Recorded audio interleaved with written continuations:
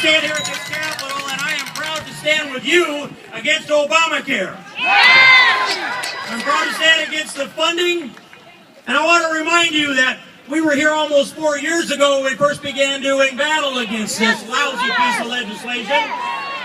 It was unconstitutional then, it's unconstitutional now. The decision that was made by the Supreme Court didn't change that. And tens of thousands of you came here to do battle. This Capitol building was surrounded by American patriots. Who was here on that day when you surrounded this Capitol? Yeah. I will never forget it.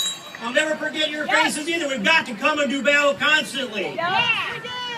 Now back then, we brought this legislation. I wrote an amendment, and I offered it on February 15th, the day after Valentine's Day, 2011, that cut off all the funding to implement or enforce Obamacare. That's what we need to do now.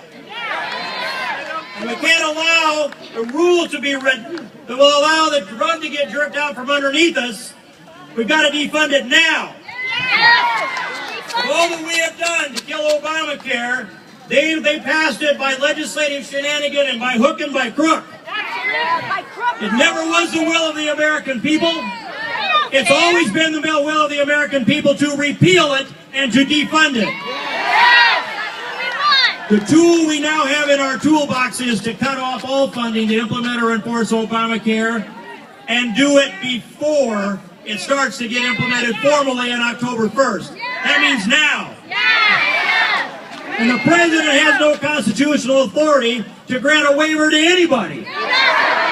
He took an oath to uphold the Constitution of the United States, and he has defied his own oath of office multiple times.